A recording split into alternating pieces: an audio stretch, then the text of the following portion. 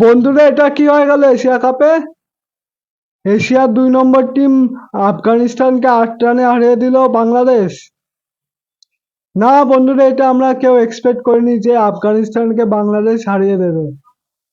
কিন্তু এটা একটা খেলা, এখানে যা কিছু হতে পারে। আর তা বাংলাদেশ কালকে ভালো খেলেছে, তার জন্য এই ম্যাচটা জিতেছে। আর তারা কিন্তু ভালোভাবেই জানতো এই ম্যাচটা হারা মানে এই ডিবি এশিয়া কাপের টুর্নামেন্টের থেকে সরাসরি বাড়ি চলে যাওয়া। কালকে বাংলাদেশ ভালো খেলেছে, তার জন্য এই ম্যাচটা জিতেছে। আর ক্রেডিট দিতে হবে বাংলাদেশের ব্যাটারদের আর বোলারদের। প্রথমে ব্যাটিং এর কথায় আসি।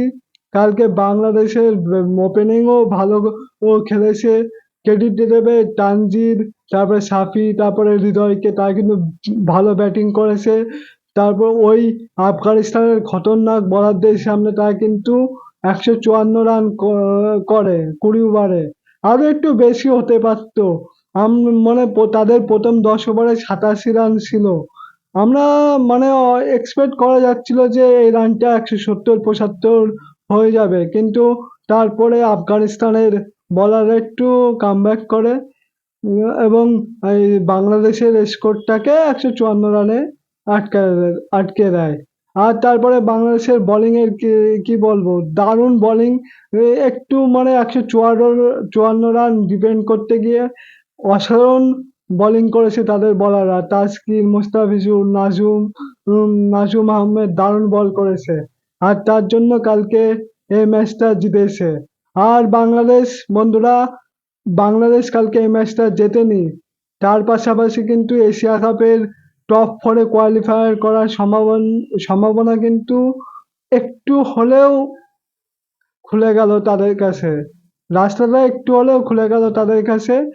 কালকে শ্রীলঙ্কা আর আফগানিস্তানের ম্যাচ। এখানে যদি আফগানিস্তান যদি হেরে যায়, তাহলে কিন্তু বাংলাদেশ সরাসরি টপ 4-এ কোয়ালিফাই করবে। আর আমি আশা দেখছি যে বাংলাদেশই টপ 4-এ, এই গ্রুপ থেকে বাংলাদেশ আর শ্রীলঙ্কা টপ 4-এ কোয়ালিফাই করবে। কারণ কালকে শ্রীলঙ্কা আর আফগানিস্তান ম্যাচ, বা আফগানিস্তান পারবে না হয়তো শ্রীলঙ্কার সামনে।